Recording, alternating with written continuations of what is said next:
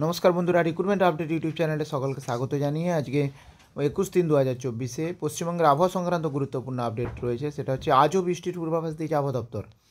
আসুন এই সংক্রান্ত আপডেট দেখে নিই বিস্তারিত কী রয়েছে। বজ্রগর্ভ মেঘ থেকে রাজ্যের বিভিন্ন জায়গায় মাঝে মাঝে ঝড় বৃষ্টি কয়েকদিন ধরে চলছিল। বুধবারের জন্য আবহাওয়া দপ্তরের পূর্বাভাস সেরকমই ছিল, কিন্তু এদিন সকাল থেকে রাজ্য জুড়ে দিনভর মেঘলা আকাশ ও জল চলে ঝিরঝিরে বৃষ্টি। কলকাতা এবং সব জেলাতেই কম বেশি বৃষ্টি হয়েছে। অন্যদিকে তুষারপাত হয়েছে দার্জিলিংয়ের সান্দাকফু এলাকায়। আজ বৃহস্পতিবারও বৃষ্টির সম্ভাবনার কথা জানিয়েছে আবহাওয়া দপ্তর। অসমে বৃষ্টিতে চাষবাসের ক্ষতি হওয়ার আশঙ্কা থাকে, তবে কৃষি দপ্তর জানিয়েছে বুধবার বিভিন্ন জেলায় আলুসহ কোনো কৃষি পণ্যের ক্ষয়ক্ষতির রিপোর্ট মেলেনি।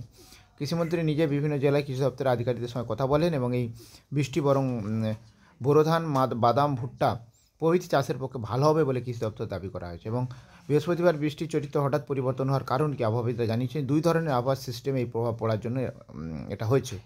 এর ফলে প্রচুর পরিমাণ বৃষ্টির মেঘ রাজ্য জুড়ে ঢুকে পড়ে। একটি শক্তিশালী পশ্চিমী ঝঞ্ঝা আগেই পশ্চিমী হিমালয়ের ওপর ছিল।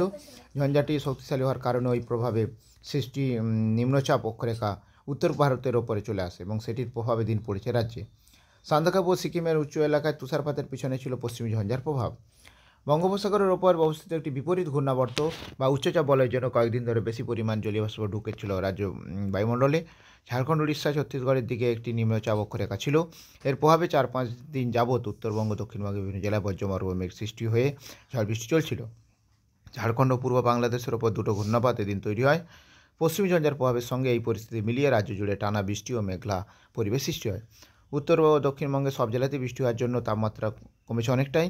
বুধবার সকাল 8টা পর্যন্ত 24 ঘন্টার মধ্যে বৃষ্টির যে হিসাব পাওয়া গেছে তাতে দেখা গেছে উত্তরবঙ্গের কোচবিহারে সবচেয়ে বেশি 42 মিলিমিটার বৃষ্টি হয়েছে, বাঁকুড়ায় 25, কলকাতা, দমদমে 12 মিলিমিটার বৃষ্টি হয়েছে। এদিন দার্জিলিংয়ে সর্বোচ্চ তাপমাত্রা নেমেছে 10 ডিগ্রির নিচে। তো আজকেও বৃষ্টির পূর্বাভাস রয়েছে, তো দেখা যাক আজ কতটা বৃষ্টি হতে পারে, তবে গতকালের মতো নাও হতে পারে।